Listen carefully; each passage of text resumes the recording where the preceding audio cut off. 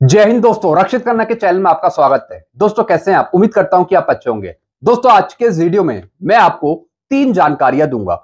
जैसे कि दोस्तों आप पीछे थंबनेल में देख रहे हैं, 18 महीने का डीएडीआर का एरियर अब 7.5% ब्याज के साथ, बकाया भुगतान को मंजूरी। जी हां दोस्तों, एक खबर आ रही है जिसमें बताया जा रहा है कि सरकार ने 7.5% ब्याज के साथ 18 महीने के डीए के बकाया भुगतान को मंजूरी दे दी है। यानी सरकार राजी हो गई है 18 महीने का डीए का एरियर देने के लिए, और वो भी 7.5% ब्याज के साथ। तो दोस्तों क्या ये जानकारी सही है और कहां से ये जानकारी आ रही है, इसकी पूरी जानकारी मैं आपको आगे समझाऊंगा। फिर दोस्तों एक और मैं आपको जानकारी दूंगा, पेंशन मंत्रालय का लेटर पेंशनर्स के लिए। जी हां दोस्तों, पेंशन मंत्रालय ने 2 लेटर जारी करे हैं पेंशनर्स और फैमिली पेंशनर्स से संबंधित। पहला लेटर है डिजिटल लाइफ सर्टिफिकेट भरने के संबंध में। जी हां दोस्तों, पेंशन मंत्रालय ने कुछ सावधानियां बताई हैं कि जब पेंशनर्स, फैमिली पेंशनर्स अपना डीएलसी जमा करते हैं, डिजिटल लाइफ सर्टिफिकेट जमा करते हैं, तो उनको कुछ सावधानियां बरतनी चाहिए ताकि उनके साथ फ्रॉड ना हो।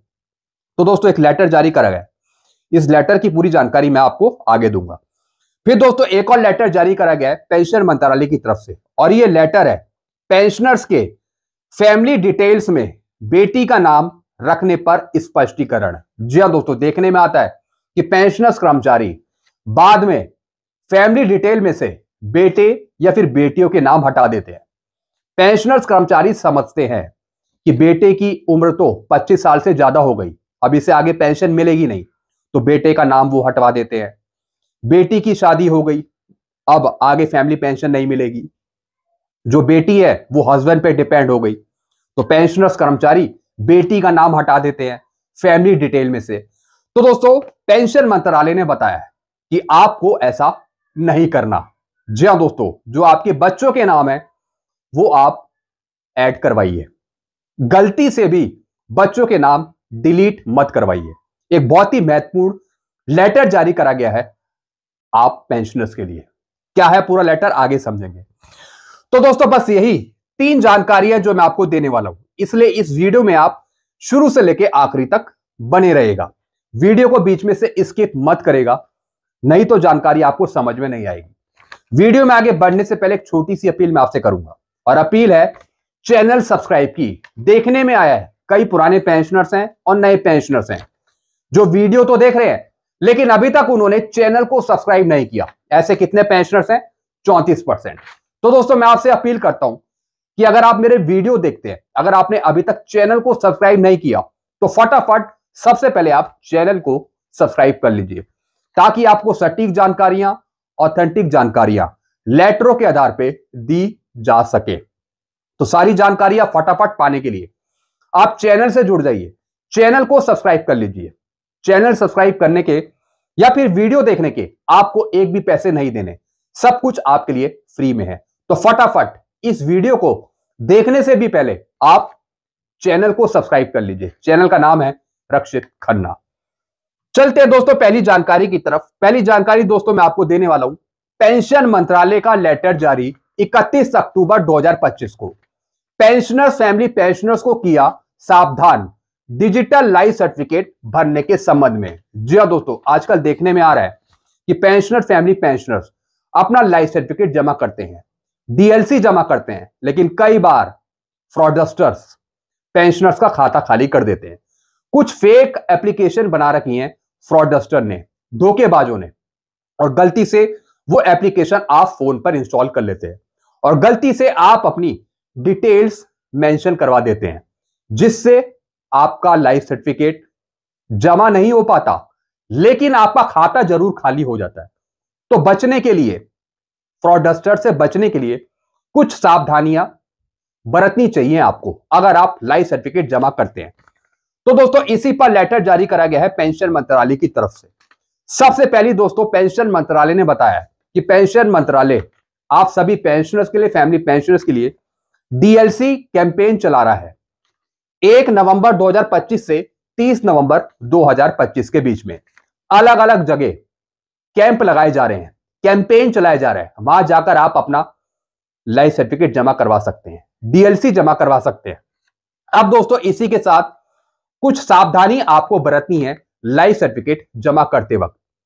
पहली सावधानी है, use only authorise digital platform. जी हाँ दोस्तों, जब भी आप डीएलसी जमा करते हैं तो जो ऑथराइज्ड प्लेटफॉर्म है उसी का आपको यूज करना है, जैसे कि जीवन प्रमाण एप्लीकेशन, उसका यूज करना है। साथ ही साथ दोस्तों फेस आरडी एप्लीकेशन, जो फेस आरडी एप्लीकेशन है उसका यूज करना है। यानी भारत सरकार के थ्रू जो एप्लीकेशन दे रखी है, जो सही एप्लीकेशन है उसी का आपको इस्तेमाल करना है। कोई थर्ड पार्टी एप्लीकेशन, कोई फेक एप्लीकेशन आपको फोन पर इंस्टॉल नहीं करनी, नहीं तो आपके साथ धोखा हो सकता है। साथ ही साथ जो आपकी पर्सनल चीजें हैं वो किसी के साथ शेयर नहीं करनी। जो आपकी पर्सनल डिटेल्स है, ओटीपी है, किसी के साथ शेयर नहीं करना।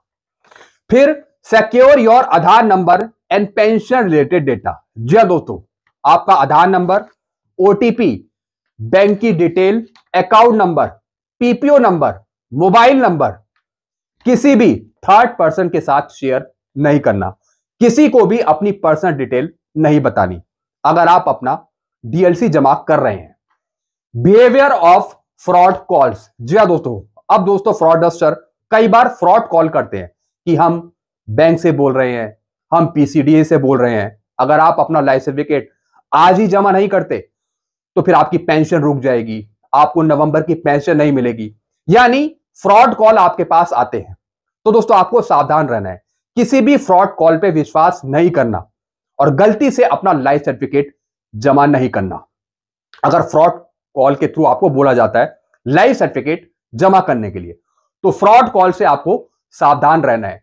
कोई भी पासवर्ड, ओटीपी, पिन कभी शेयर नहीं करना।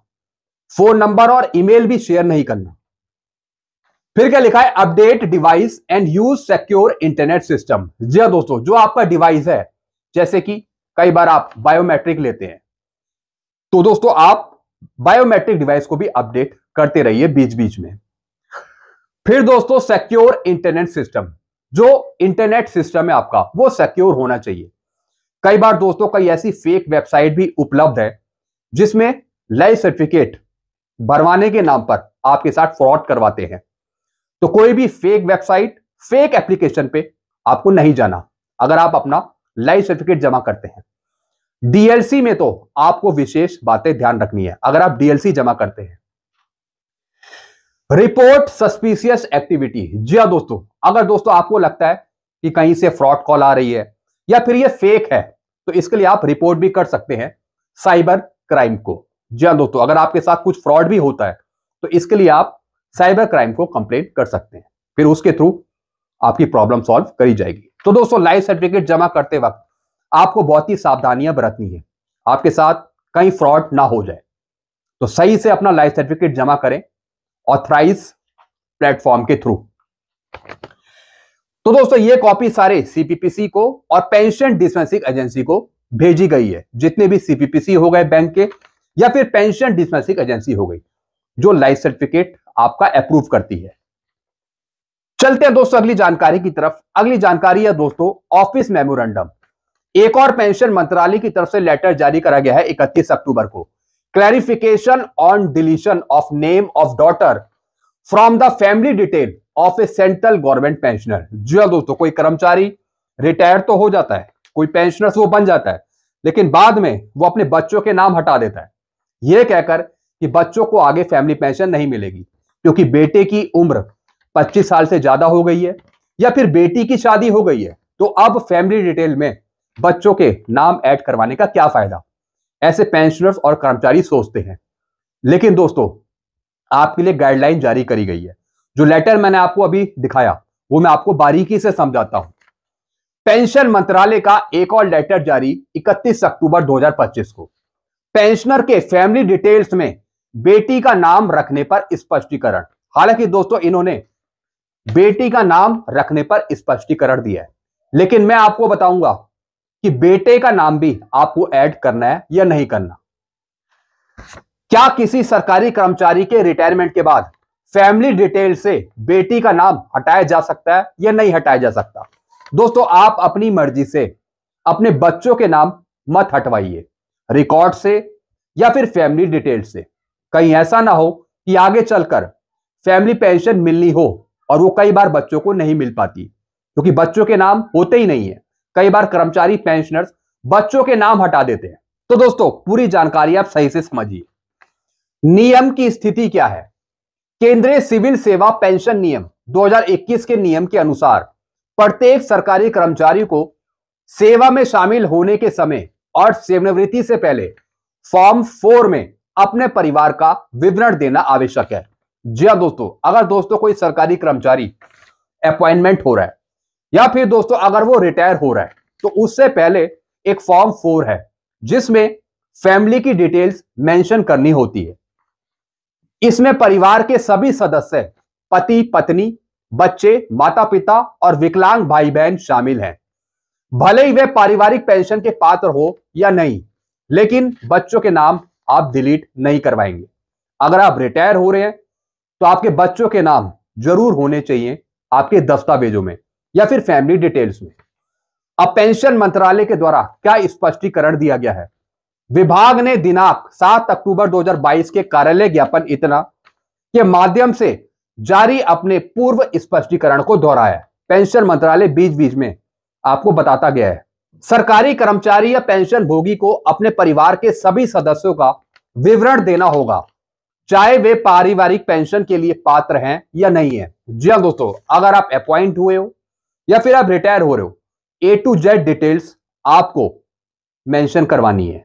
फैमिली डिटेल्स में सबका नाम आपको मेंशन करवाना है, चाहे पत्नी का हो, बच्चों का हो, माता पिता का हो या फिर विकलांग कोई भाई बहन हो।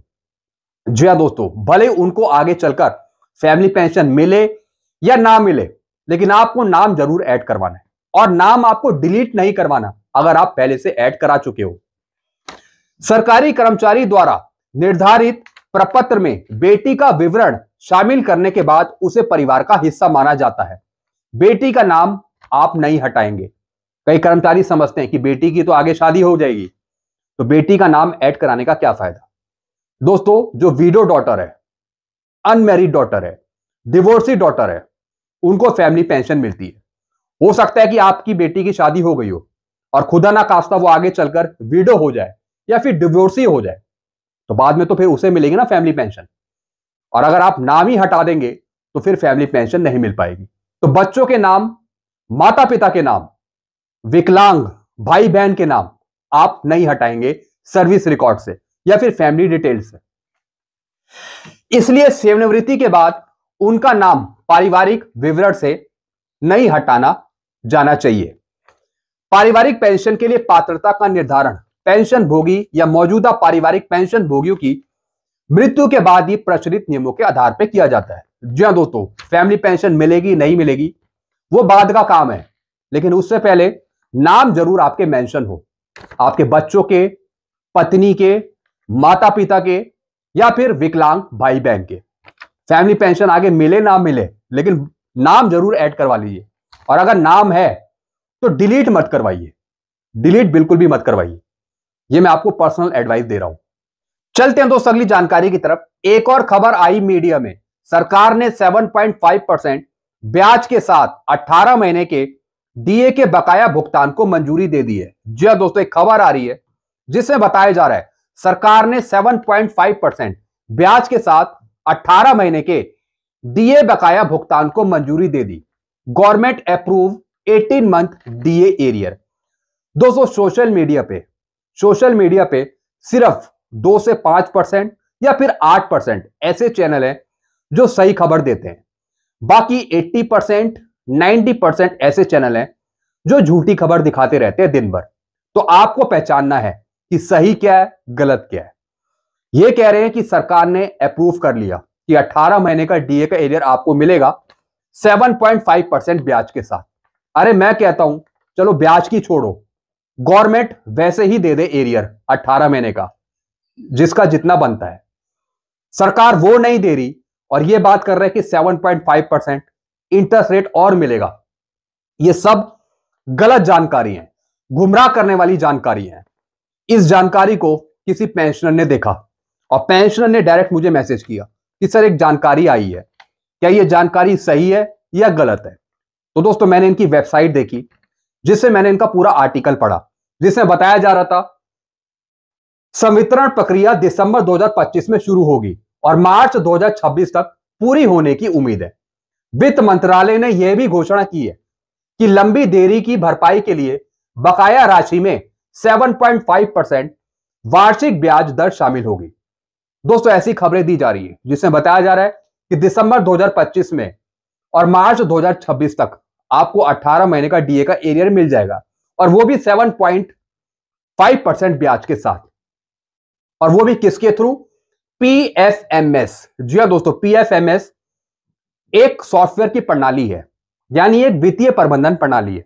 इसके द्वारा पेंशन बांटी जाती है, तो इसके थ्रू बता रहे हैं कि 18 महीने का डीए का एरियर मिलेगा।